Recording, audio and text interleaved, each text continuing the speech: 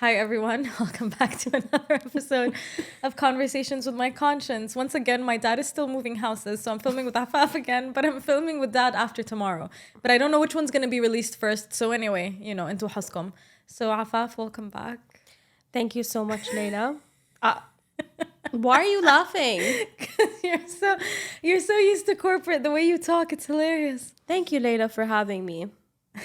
You know, guys, she actually thought the last episode was one of her favorites. It was. So no, I'm super honored. I actually thought it was a bad episode because from my side, but it's good to know that some people actually, responded well to it. Yeah, it was so funny. The comments were very cut in the middle. They were either like, we needed an all-girls episode every now and then. And there were a lot of comments were like, I'm only here for Baba. I'm like, okay, me too, bro, me too. But he's not here. What did you say? We can't please the masses. Yeah, you can't. You can never please the masses. You cannot please the masses. Yeah. So I think this episode is freestyle. Freestyle. Yeah. Not really planned. So I think it's going to be very interesting. But by the way, most of my episodes aren't planned. We just pre-planned like certain questions that you'd ask me last time because it was your first time and I didn't want you to feel unprepared. But usually with my dad, it's very khas. We just go for it. I love that for you. That's crazy, by the way. Thanks. MashaAllah. Knocking wood. Okay. All right. I think let's get into it. So I know Layla super well. She's you're one of my best friends. Mm-hmm. And Layla has this thing where she's obsessed with quotes. And she knows a lot about quotes. And I think it's so beautiful. So I have a couple of quotes here that are from your profile that I actually want to get into. Because sometimes you think quotes are quite obvious when they're really not. Mm-hmm. So let's get into it. Okay. So this one was posted on June 19th. There's no need for the dates. There's just... Oh, let me do it. I thought I added like quite a flair in there. Okay. The child... I knew you were going to start with that one because there's no source for that proverb, but I think it's an African proverb. Exactly. The child who is not embraced by the village will burn it down to feel its warmth. Yeah. So I initially came across that quote when I wasn't the best version of myself, when I was still very much an angsty teenager in my 20s, because you'd be surprised, a lot of people remain angsty teenagers all throughout their adulthood because they don't move on from past trauma and. So I came across that in my early 20s when I first moved to Dubai. And it almost... So here's the thing. You know how you said quotes can seem obvious... But not so obvious. So when I first read that, it almost validated my angstiness, like that's why I rebelled, because I wasn't embraced by the village. That's why I rebelled, because I was bullied. That's why I rebelled, because my parents didn't understand me. Which, is all fine and dandy, and it seems like it's the right course. So I'll tell you one thing. I was talking to one of my followers yesterday. Actually, I'm going to take a little pause and go back to it. So I'm not going to share her family name. Her name's Sanida. And I'm just going to ask everyone who's listening or watching if they can take a second to send her a prayer and just some blessings and love, because she's going through the ringer, but she's such a strong soul and she watches this podcast religiously, and she, despite whatever she faces, wants to see the light in it and the best in it, and I admire that so much. So if everyone can send Sanida a little prayer and a little love, I think it'll go a long way. She's such a sweet girl. I really like that we've been talking. So I was talking to her and I told her sometimes our ego gets in the way, right? It may seem, when I tell you not to validate all of your feelings, there is a resistance, and I understand it more than I can explain, because it's the ego. You think that I'm not validating your emotions or I'm asking you to suppress them, but it's not that at all. How can you suppress what you've accepted?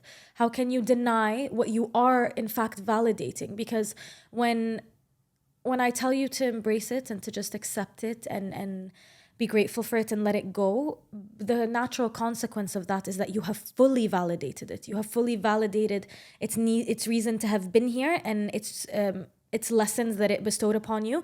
And then the fact that it's gone and it's left you scarred. You know what I mean? The experiences that we go through, they're gone, but they have left a mark. And by embracing it and letting it go, you've done everything you think you're not doing. So I understand that the ego has its initial resistance, but it's temporary if you just break through that.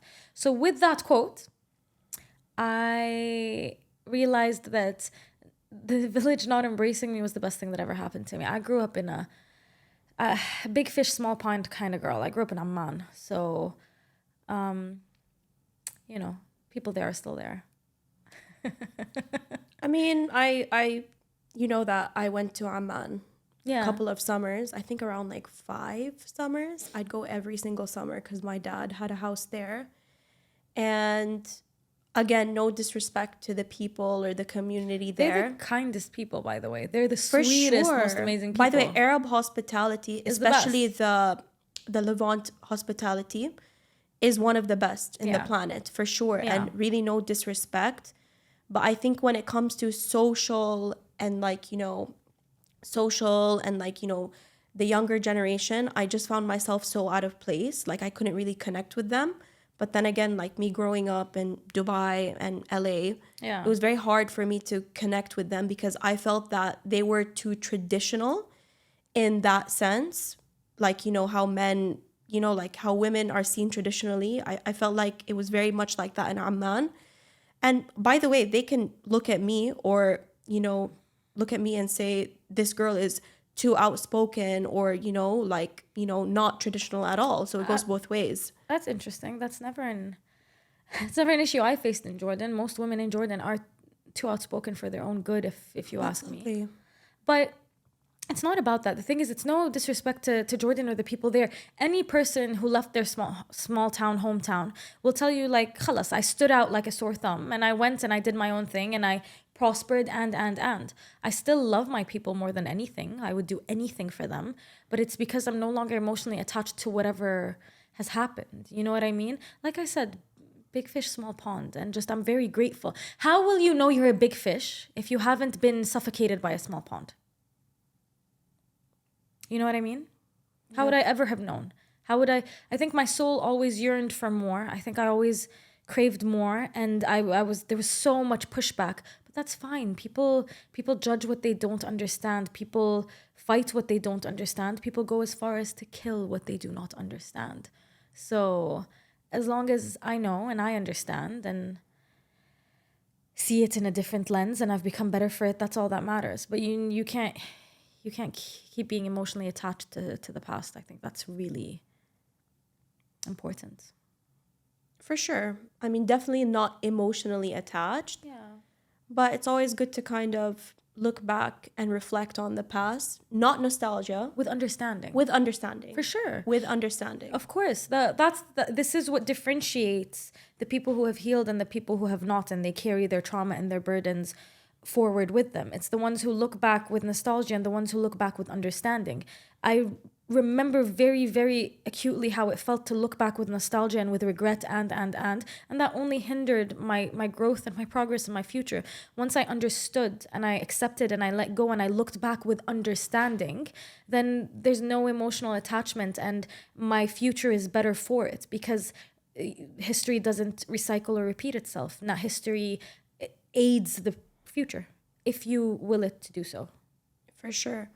I mean, we're super close, right? You know, almost everything. Every time you say that, I'm like, what is she about to say? No. I mean, we're super close. You know, I think almost everything about me, and I know a lot about you, right? Yeah. Don't worry, I'm not making this personal. It's okay. You can say whatever you want. No, really. That my thought wasn't going to anything personal. It's more of a general, you know, it's more of like a general statement. Is that a lot has happened to me and you. I mean, you know everything that's happened to me. Yeah. And one amazing thing is that actually, I'm really not just saying this because you're here, is that, you know, being friends with you over the past 2 years has really taught me to look at the past in a very nostalgic, very, you know, bittersweet way, right? Okay. Prior to meeting you, I had a lot of regret, bitterness, a lot of, oh, I wish this happened differently, or I wish I could change this, or I wish I could go back. And for most of my 20s, I lived like that. I lived and I would always reflect on the past, and I would say, what if this went differently? What if, for example, what if my parents didn't divorce? What if I stayed in the States and I wasn't forced to move to, the other side of the world to adopt more Arabic traditions and learn Arabic? But honest to God, or even, I told you the other day I was super bitter about my dad for the longest time for not letting me be able to study abroad or outside. Yeah. I held so much bitterness, and I was very envious of my brothers and my sister, and I always wondered why wasn't I given that chance? But honestly, knowing you and obviously watching your podcast and your reels, it really taught me that I just look basically, long story short, I just look at everything in the past in such a bittersweet and in a beautiful way. When I look back at the past and think about everything and what everything has led up to, I think of it in a really nice, euphoric way. And I think it's good. For me being 31 now, I just feel like I'm good. I'm good with what is now. I'm good with what was then, even though then was horrible and horrid, but I'm okay now. You know what I mean? I fully understand. And subhanAllah, we do have very similar histories, which I found very uncanny.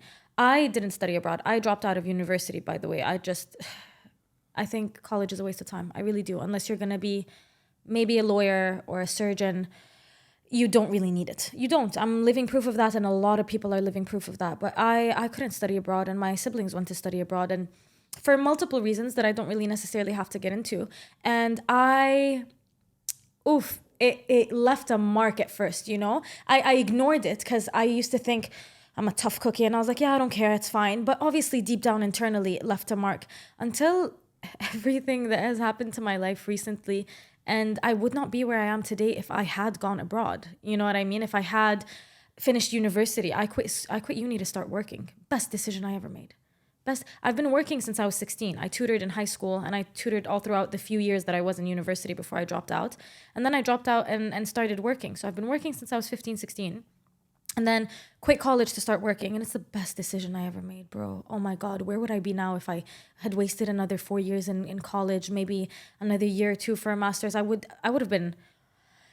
It doesn't matter, but I'm very, very, very, very, very happy with where I am now, alhamdulillah.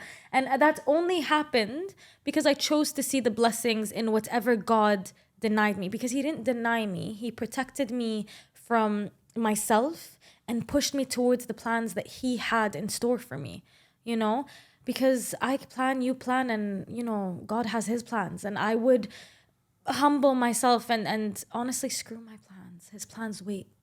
They weigh more. They mean more. They're more impactful. They're anything. They're beyond what you and I can even imagine. Which reminds me of a quote that says, "You cry over the possible, and He is the Lord of the impossible." This is true. We find ourselves most of the time so defeated and broken down by just everyday possible things. And He is the Lord of the impossible. And what He has given me wasn't even in my wildest dreams. It is absolutely, if you go back to 16-year-old Layla, I would have told you there is no way. I would have told you it's an impossibility, for sure. That's crazy. I mean... If you had gone, sorry to interrupt you, if you had gone to uni, you wouldn't have met Yuri. Yeah. I mean... Maybe we wouldn't have met. Do you know what I mean? You maybe wouldn't have met your husband. Of course, absolutely. I mean, what's crazy is before, I think not, it hasn't been so long where I was just fully content and comfortable and so, so grateful for everything. It hasn't been that long for me to accept this new norm, right? Because before, I would say in my 20s, it was just all about what if this, what if that, or what if the past or the future? No, so for me, what's funny is that it's very interesting. I don't know if this is a good thing or a bad thing, but I dwell in the past. Back then, old Afaf would dwell in the past, questioning the past more than thinking towards the future. Do you know what I mean? That's actually concerning. It is. Now that I say that out loud, that is actually concerning. Yeah. But that's not me anymore. Yeah. That's just not me anymore. But Yeah. I think long story short is that I think one of the most beautiful places to reach in life for any person is just, as you've said, accepting whatever God's grace has for you or has in store for you. I think that's the best way to live life, right? I agree. Just accepting everything. I think that's the best way to live. And honest to God, there is no other way to live. Life is, if you think about it, everything around you with today's world, it's not so great. So how do you... Yeah, that's true. But this is something my dad told me at a very young age. And I think I say this to him all the time, but I subconsciously learned it through his words and his behaviors. We know all the bad that's out there. Of course you do. Yeah. You know, you have to be a fool or willingly blind not to know all the atrocities that are taking place across the world today. We know it. We just don't focus on it. Of course. You know? So I know all the bad things that could happen to me, of course, to my family, God forbid. But it's not what I focus on. I choose to see the good because I am of the firm belief, لو خربت, if there was no one good left, God would have shut this down a long time ago. Oh, absolutely. We would have been done.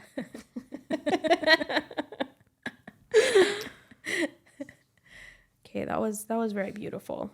Thanks. No, but honestly, You're I beautiful. mean, yeah, you know, it's just... I gave you a compliment. Oh, thank you so The much. ones you keep saying I'm too bad at giving. No. It's not that I'm bad. I honestly, I don't know when... I'm a very hopeless romantic. I love romance. I love love. I love sweetness. I'm just trying to figure out when I stopped vocalizing my sweetness. Because we talked to my dad about this the other time. That I'll look at you and I'll be like, she's so beautiful, or she's so kind, she's so sweet. Oh, she looks amazing today. And I'll think it. I just won't say it.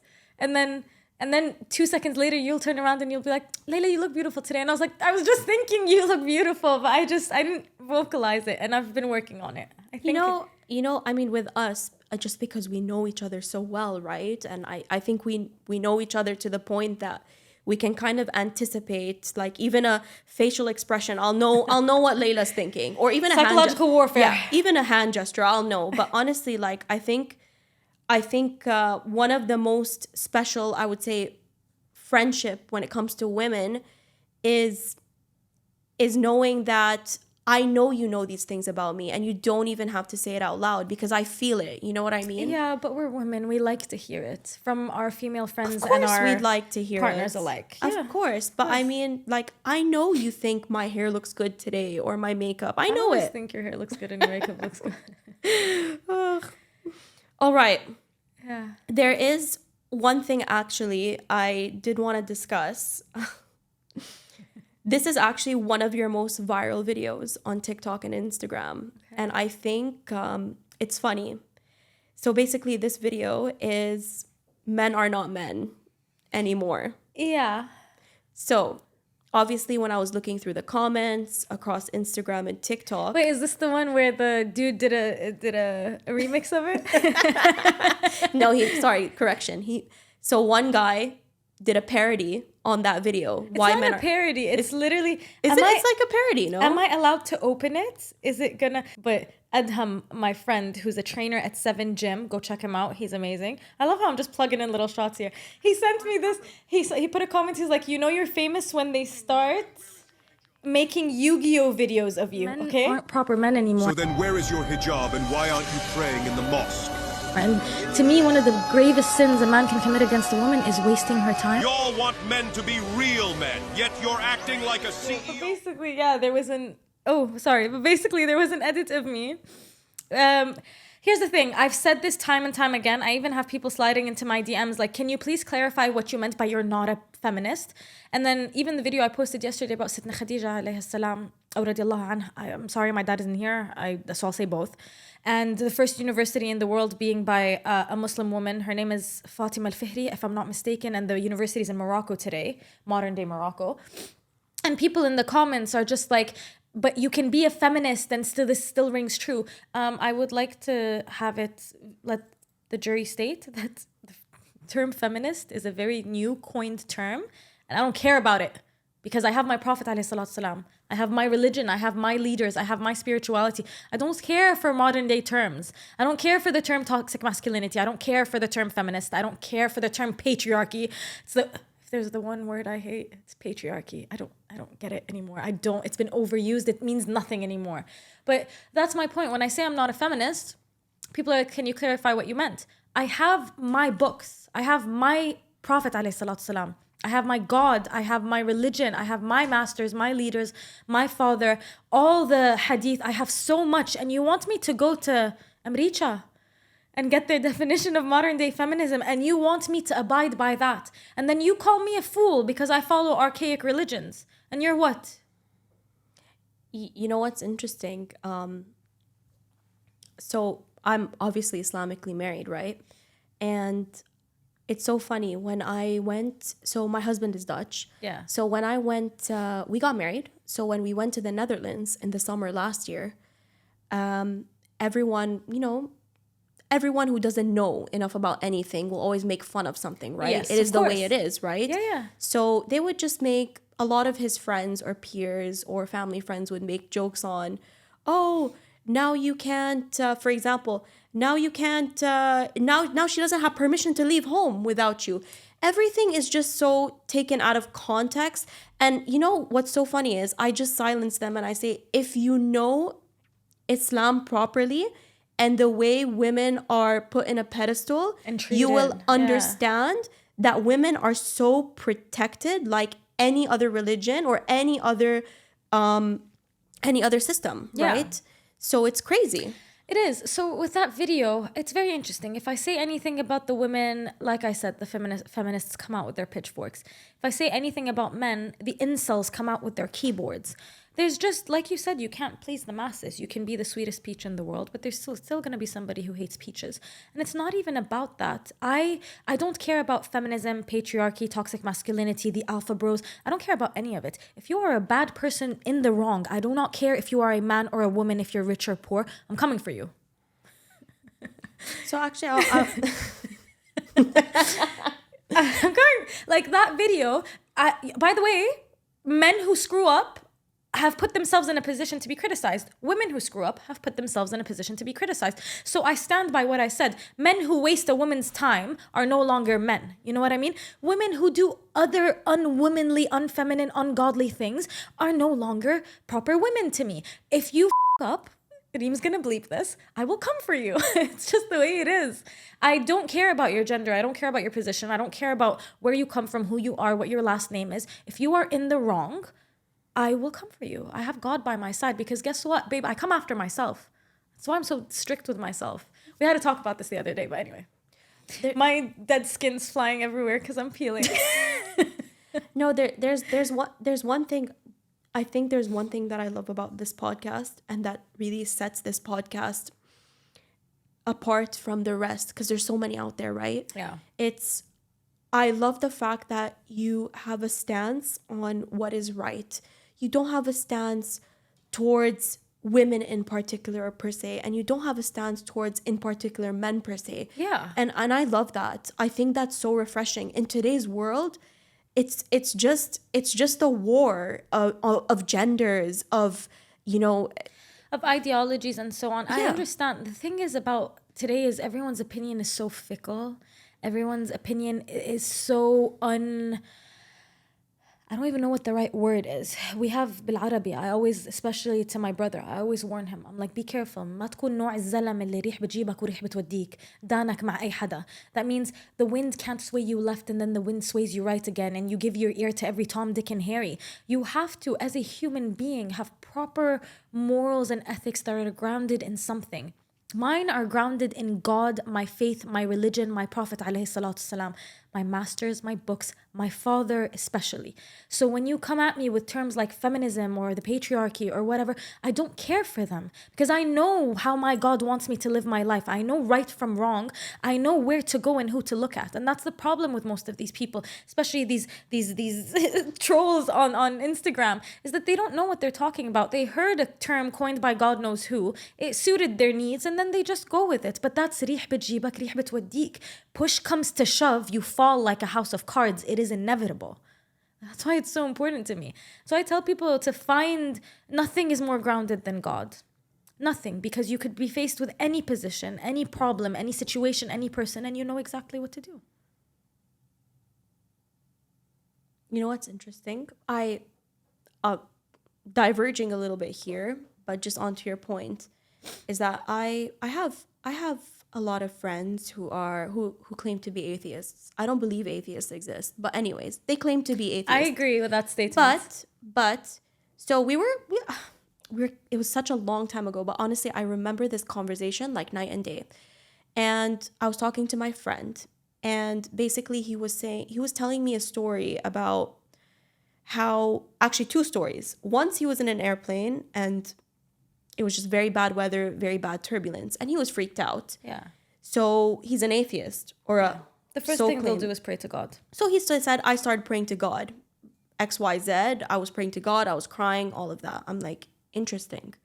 The second story is that he was hospitalized, and really hospitalized, very critical condition. I won't say what it is, but he actually thought that He was going to die? it was, the end of his life, or he wouldn't make it. So he started praying to God. And what's funny is that he started praying to God to the point that, oh, if I live tomorrow, if you let me live, I will be a proper Muslim. Okay. And I will believe in you. Okay. Obviously, good for him. He lived, but he didn't. He's still an atheist. So I don't know what to do with this information. it's more of a statement, because it just brings back to your point of people will take everything from Buddha, Krishna, Siddhartha, and all of these people. They will take what they like and what works for them and what caters to their needs, but they will never fully believe or, try to adopt the right way of things. That's what I mean. I agree. I think my dad doesn't like it when I reference the West too much, because he's like, every region has its issues, and I fully agree. Yeah. But I used to not appreciate strictness, because I only understood it as lack of freedom and misunderstanding. But then I realized that it's not necessarily strictness, and it's discipline. You can't tolerate everything. I don't tolerate everything. And I used to feel this way internally, and then I heard Andrew Tate put it into words and other people, and I was like, yes, that's what I've been trying to say. You cannot possibly tolerate everything. I don't tolerate everything. I don't tolerate disrespect. I don't tolerate abuse. I don't tolerate it towards myself, towards the ones I care about. First and foremost, before anything, towards my God and my Prophet ﷺ. I don't tolerate theft. I don't tolerate unnecessary meanness. And when I say I don't tolerate it, it's not just that I turn a blind eye and I act like it didn't happen. I will go to war for it. Do you know what I mean? It means I will give my life for it. I am willing to die for my beliefs. And this. What do you mean you tolerate everything? In what world? Like, live and let live. Really? How's that working out for you? Let me know how's that working out for you guys. Are you being able to pay for your bread? Literally. I mean that literally. Live and let live, baby girl. Live and let live. Live and let live. What does that even mean? I've never heard that, and What if do you I did, mean? I'd lose my mind. Babe, What do you mean? Live, laugh, love. This is for sure a Pinterest or a Tumblr. Yeah, babe. Live, laugh, love. I don't think anyone own. intelligent. You'd be surprised. Okay, well, you know what? I like I said earlier today, and I always tell you this: this world doesn't shock me anymore. I mean, yeah, this is true. But yeah, and the thing is, here's the thing: you want to test a person's tolerance. Treat them the way they treat you. Honestly, you want to test a person's true morals, ethics, and colors. C.S. Lewis has a quote. I'm going to butcher it. forgiveness sounds sweet to most or to everyone until they themselves have someone to forgive. It's something along those lines. And it's so true. Everyone's preaching, live and let live. Forgive them. Don't harbor that energy, It's not good for you. Until they themselves have someone who has wronged them. And then look at the pity party that happens. Look at the martyrdom, the victimhood. Everyone and their mother has heard the story. Look at it. It's, people, it's so easy to preach things and not apply them to yourselves is what I've learned. And that's why I'm so disciplined and strict with myself. Because my dad, it's interesting. We filmed these podcasts, obviously. And then, subhanAllah, I used to tell Claudia this all the time. Be careful what comes out of your mouth. God will test you with it. I used to tell her, be careful what you claim. And it's not just because she did something. It's just something I believe in general. And this is when we would have our late night conversations on the couch and just discuss all things life and beauty.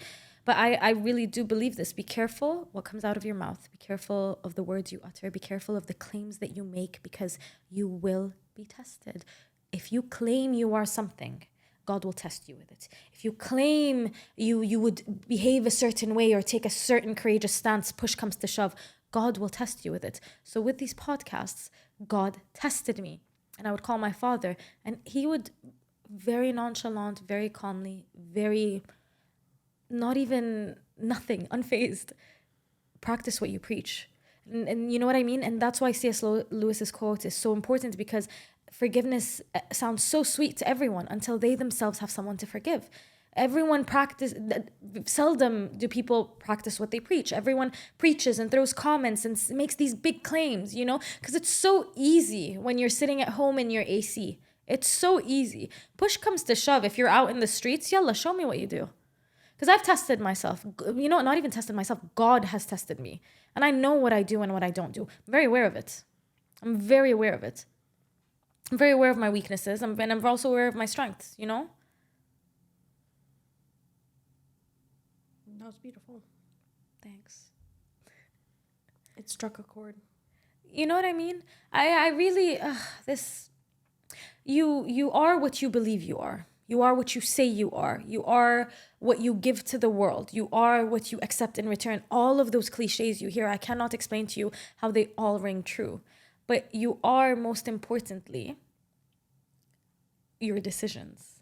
Oh, absolutely. If every action you take every day, they're little blocks and they're little things that either pick at your soul or feed them or add to them or fuel them. And most people, unfortunately, they don't practice what they preach. It's so easy to make claims, babe. It's so easy to say you are what you are not. Who's going to stop you? But in my experience, in my reality, God has stopped me because what other option do I have? So that's why I stand by everything that I say all the time and fight me on it, debate me on it, present your ideas because I know what I'm saying. And if I make a claim, I stand by it. I will die for it. Otherwise, I'm just yapping and that's really quite pointless. So actually, I want to go back to the Yu-Gi-Oh! Oh, the men? Yeah, no, honestly, look. I stand by my statements. Men aren't men anymore. No, definitely. I agree with you. And I believe a lot of women do agree with you based on what people have commented, right? Steve Harvey as well has claimed that men today are men. So has Andrew Tate or the Tates.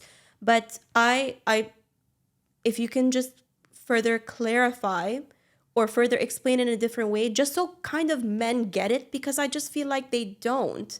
Why? Like, what makes how did you kind of coin or put this into term, men are not men?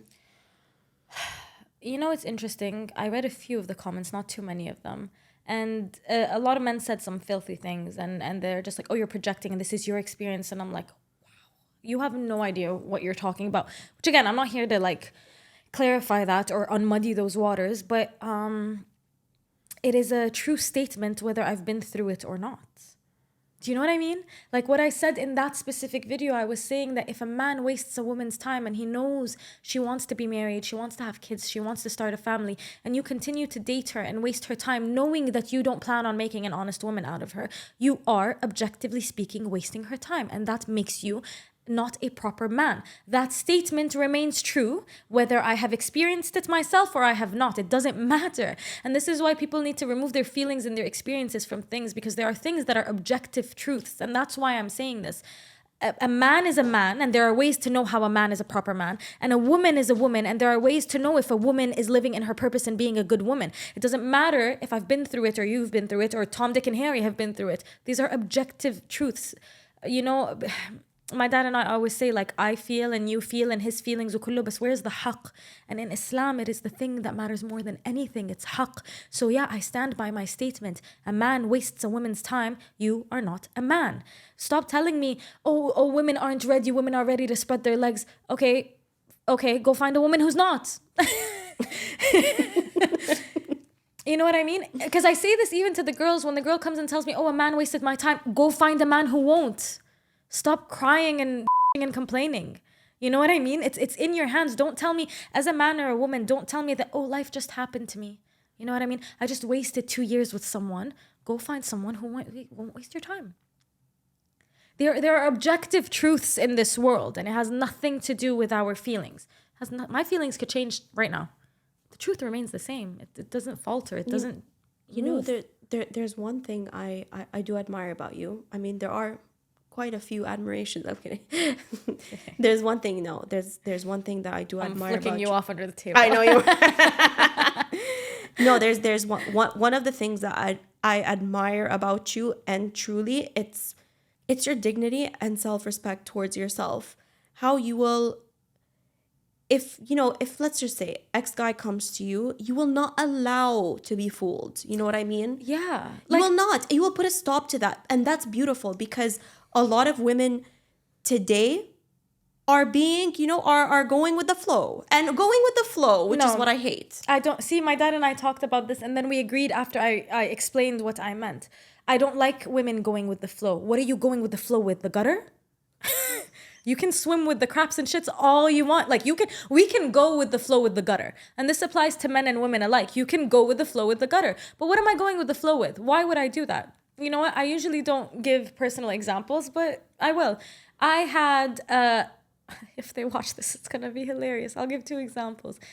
I had a guy, show interest. And you know me, I'm reserved, I'm careful, and I don't allow just anyone to enter my space, physically, emotionally, spiritually, whatever it is. And we went out for coffee, lovely time, blah, blah, blah. Obviously, they wanted to see me again.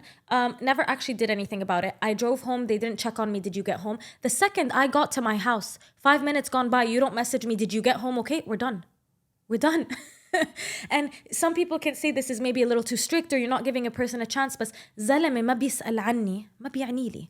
That means a man who doesn't ask about me, isn't concerned with my well-being, means nothing to me. He's not your husband. He's someone else's problem. Like, and by the way, he might do that for someone else. That's his wife. He might never do that for someone. I don't care what he does. But that's just, he's not my concern. Does that make sense? And then I had another person,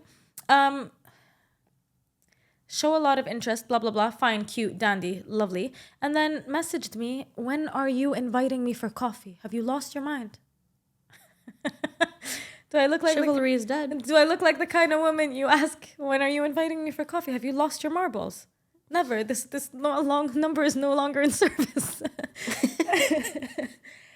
Listen, it's not about being strict for the sake of being strict. It's just about, I've wasted time before. It gets you nowhere. You know what I mean? And what I've really, really learned is that life is just, it's too short, and it's too beautiful, and it's too sweet to let a man or a woman ruin it for you. There are some beautiful men and women out there. So this applies to both men and women. If a man's wasting your time, if a woman's wasting your time, drop them. There's someone out there who's not going to waste your time. Life is too beautiful to let it waste. I'm 29 now, and I look back at 29 years and I'm like, magic, right? The next 29 will be even more magical, because it's beautiful. And there are people out there that have so much beauty to offer, and they're the ones that I'll accept. They're the ones that I'll call for. They're the ones that I yearn for. Anything less, Are you lost? What are you doing in my vicinity? Go. But how do they go? It's by me refusing to give it any time or effort or energy. It's all in my control. I'm not going to be a small, fickle, wounded creature that's like, oh, it just happened to me. No, my life fully in my control. Fully. I love that. That's good. Yeah. I agree. It's good. Yeah. I mean, I've told you last episode, I've only ever dated 2 men, very seriously, very committed, very The second one you wholeheartedly. married. Exactly. I learned from man number 1. Do you see how hard I was trying? So I learned from relationship number 1. I was fooled. The fooler was fooled. You've been bamboozled. I learned everything. I was mistreated. I was emotionally abused. I have learned from everything. I was looked down on. I wasn't good enough. Everything under the sun that can like basically F you up emotionally. I've been through that with the first. And I'm like, you know what? This is not going to happen again. And the moment anyone new or in my future will show any of those qualities, I'm out. Yeah. I'm not going to put myself through that again. Why would not? What? But that's the funny thing in this world is that They put themselves through it again and again and yes, again. it's like, guys, wake up. Wake the up. Reem has a lot to believe. Wake the up. It's true though. Honestly, I won't curse, but wake up. No, Adi, she can just bleep it out. I don't want to cut anything today. Reem, even these shots, don't cut them. Like, I want just, this to be a I just smooth have one podcast. message. No, but seriously, on the point of men are not men, you're right. It's not... Yeah, I stand by my statement. Most men aren't proper men today. For multiple reasons. They haven't had the proper father figures to show them how to be men. Or society and feminism and social media has completely warped their sense of manhood and their sense of duty and their sense of where their strength is sourced from. And then also religion hasn't been properly taught to them. And if all 3 are not found within a man, what does he have to do? What can he do? Of course he's going to find himself lost. But I stand by my statement. Most men aren't men today. They don't know what it means to sacrifice. They don't know what it means to be disciplined. They don't know what it means to give your life for what you believe in. They don't know what it means to be an intolerant man, which every man should be. And it's sad. I don't say this with hatred in my heart towards them. I say this with a broken heart because men should be men. And men are beautiful when they are men. And most women who are in their divine feminine in a partnership will tell you by him being a divine masculine, he's enabled me to blossom into my divine feminine. They don't exist without the other. Let us make that very, very clear. Come after me all you want. They do not exist without the other. I have a question for you. So I think just to the single girlies is, let's say a girl finds a guy that she's interested in and he's interested in her and he's a good guy, but he doesn't have all of the qualities that, she wants in a man. Is this something that she can kind of build those qualities with him, for the future? Depends on the qualities. Yeah? Depends on the qualities. If he is a stingy, miserly, greedy man, these aren't qualities you can change. If he's sweet and kind and everything, بس منه كريم مش كريم ما بيعطي فلوس, like he's not generous, he's stingy, he doesn't want to spoil her, that's not something that you can change. Yeah. That's not something that you should want to change. You're number 1, you're not God. Number 2, you're not his mother. Number 3, why are you concerned with changing someone else? Drop it, move on. God has better plans for you. This is something I've also realized that people are not aware of. When you tell the universe, you know what, I'm not going to say the universe because people get mad. When I say the universe, I mean God. But when you tell God, I'm ready for this thing that I've wanted for so long. I've changed my ways. I've changed my mindset. I'm ready for that job or that husband or that wife, whatever it may be. What do you think God does? He answers it. Yeah, but how do you think he answers it? Sorry. You think he just gives it to you on a plate of gold? No. No. Do you know what he does sometimes? Is that he tests you to make sure, are you actually ready for it? Because if you are not, 9 times out of 10, what you will do is you will ruin it and you will self-sabotage. So he'll send you something hidden in a package that looks like what you asked for, but it's not what you asked for. And all you have to do is genuinely open your eyes and see, wait, that's actually another narcissistic partner. No. And I'm going to drop it and I'm going to go back to my prayer mat and tell God, no, I meant what I said. I'm ready. And then maybe he'll send you what you're ready for because you showed him, I'm not joking around. I'm ready. I'm here. I'm disciplined. That's so beautiful. Most people don't do that. They just it's this ego thing. And it's like, I worked so much on myself and, nothing can fool me and I've got this. And then a man comes prancing or a woman comes prancing. And I said this before, they crumble like a house of cards. And this is where, alhamdulillah, I've noticed that I do better than when I used to when I was younger. I don't waver. If I tell God I'm ready for something, I'm not joking, I'm ready for it. So distractions are sent, I don't let them distract me. Things, a Trojan horse comes along and I don't let it happen. See, some people might fall for the Trojan horse and then go ahead and blame God. He's unmerciful and unkind. That's good. Yeah. All right. I think we have one more question. Go ahead. So, I mean, obviously, a lot of our topics are based on, honestly, what we discuss. So this is like, none of it is planned, but it's just genuine conversations we have. And I think this one's a bit tricky. But I think this statement or question to you, it's something that gets to us girls. Let's not lie about it, Okay, right? what? So it's about men paying. So should a man always, I know, but you know what? Be that as it may, it gets to us, all girlies, right? It's I know the my truth. answer. I know my answer. I'll ask it again. So should men, pay for everything? What is your stance on this? Should a man pay for everything when it comes to the woman he's courting and the woman he wants to marry and be the mother of his children? Absolutely. He should want to never let her hand touch the bill. He should want to spoil her and love her and cater to all of her wants and her needs. Granted that she is also being the most amazing, beautiful, divine partner that she can be towards him. Should he? Yes. Can he always? No. I understand the economic limitations of today's society. I'm very, very aware of them. But regardless of whether he can or can't, inside, he should want to more than anything. He shouldn't be able to sleep at night knowing that he can't give his wife and children everything they've ever wanted. I'm a woman. I don't sleep at night if I can't give my family everything they've ever wanted. It's a joke if you're a man and you don't. Should you? Yes. Can you always? No. And I'm very aware of it. I was poor most of my life. I remember what it's like not having money to buy kis andoumy, like a pack of noodles. It costs like 5 dirhams, less than $1. I understand the feeling very, very well. But you should want to. Does it make him less of a man if he doesn't want to? Yes. It doesn't make him a man at all. Of course. Well, what will make you a man? What are you going to do? So just say, like, for example, I mean, just like going along the lines here. Let's say that a girl is going out with a guy. Let's just say that a girl is going out with a guy. Come on. And they're on date number 6.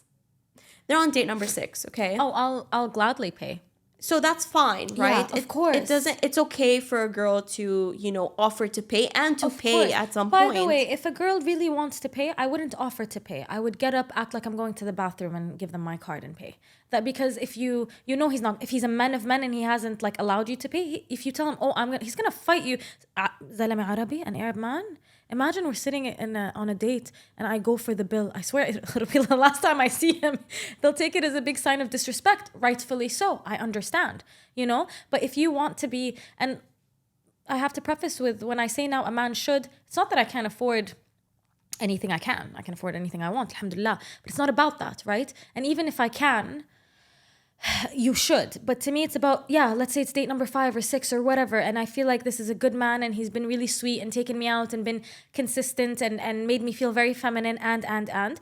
If we're on a date, I will excuse myself and act like I'm going to the bathroom. I'll pay. And that'll be that. And they'll also appreciate it. You know what I mean? A good man will appreciate these things. Yeah. But yeah, men should always pay. I think it's the worst feeling in the world when you're sitting there. I'm not going to mention any names, but if they watch this, they'll know. I had a girlfriend go on a date with a guy and he looked at her and he was like, splitsies? Blasphemy. Thank Treason. God. You know, honestly, I'll say Bamboozled. something. I honestly thank my lucky stars that I've never been through that. I know it's not the end of the planet. The thing is, it's not the end of the planet. I can afford. It's not about like I need you to pay for me. Yeah. It's not about that. But I'm giving you my time and my energy, and I'm trying to meet my husband. You know what I mean? It's just if you can't take a girl out on a date, don't take her out on a date. Sit by your lonesome. It's a disappointment. Let's just put it at that. Facts. Disappointment. Facts. I think we can wrap it up, baby girl. Hey, we have 6 minutes. Oh, okay. A meticulous one she is. Huh? I said a meticulous one What she can I is. say, man? I respect your time. Dude, listen, I just have to say this quote. Why don't you like this line I always tell you? Get comfortable with being uncomfortable? Yes. Hafaf. Why? Just explain. I'm cursing you in my head. Why don't you like it? A plague on both your houses. May the Lord enter. For the night is dark and full of terrors. What is dead cannot die. What is dead may never die. No, but seriously, why don't you like it? Get comfortable with being uncomfortable. Afaf, it's a great quote. It's the way you say it to me. Thank you. You get all up and close and just it's weird. I don't like it. Get uncomfortable with being get comfortable with get comfortable with being uncomfortable. I'm very comfortable with being uncomfortable. But do you believe in it? Yeah, my entire existence is uncomfortable. My relationship with you is uncomfortable, and you're telling this to me. My existence is uncomfortable, but I'm very comfortable in that. That's it? That's all you wanted to say about get comfortable with being uncomfortable? Yeah. Do you feel better now that you've said it out loud in front of everyone?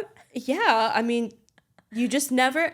Every time I say it, because I think, honestly, it's a very simple line, but honestly, it means the world. It's everything, but there's something more important to me than that. I had someone ask me once, if you could... I think I mentioned this before. But someone asked me once, if you could ask for anything in the world, what would you ask for? And I said, the rida. And the rida means to accept and be satisfied with anything that God bestows upon you, good or bad. So to be comfortable with being uncomfortable is to be content and satisfied with whatever God bestows upon me. So even when I told you now my existence is uncomfortable, I'm very comfortable with that because I'm radiyah. Anything that Allah sends my way, it's alhamdulillah, and whatever you need of me, whatever you want of me, I will do, no questions asked. There's nothing more comfortable than that. It is the ultimate state to aspire to. So that is my goal more than anything in the world, for sure. It's beautiful. Thanks, babes. I'm going to ask one more question. Okay. It's never going to finish. It's never going to end. Thy will ask one more question. Thy may ask whatever thy pleases. If you could choose... I swear, it's actually an interesting question. If you I could believe choose to have a superpower, what would you choose? Wallah, it's such a good question. It is a good question. Wallah. It is a good question. I would read minds. Oof, that's such a burden. No, because it wouldn't be like Patrick Ness's Monsters of Men series. It's a great book trilogy where they could not turn it on and off. I would be able to turn it on and off, but I would absolutely read people's minds. I don't know. That sounds kind of invasive. Get comfortable with being uncomfortable, baby girl. I can read your thoughts. Get uncomfortable with being uncomfortable. Get comfortable with being uncomfortable. Why do you keep screwing up your own? I don't know. What would you pick? Me? I'd pick being invisible. That's not invasive? Oh, not invisible to be a peeping Tom, but invisible to... It's giving peeping Tom vibes, baby girl. Now that I think, you just ruined my dream. Like you just... No, I would... Oh, no, teleport. I would teleport. See, I thought of teleportation. Yeah, I would want to teleport. But then I remembered that movie Jumper. Oh, yeah. The one with the girl from the OC. Yeah. Yeah. Yeah, no. Yeah, you know? But if I read people's minds, I could still rob banks, so we're good. Anyway, thank you guys so much for joining us for another episode of Conversations with My Conscience 2.0, because Afaf is my second conscience. Thank you, everyone. No, honestly, I like this episode. Thank you for having me. You're gonna be here once a week. It's not really up to you. I don't know why you keep saying this. Okay, so I'm here not for a short time. I'm here for a long time. I don't know. That wasn't a good quote. You need to stop with this. Anyway, thank you guys so much. Wassalamu alaikum wa rahmatullahi wa barakatuh. Assalamu alaikum. Yeah, good. Woohoo!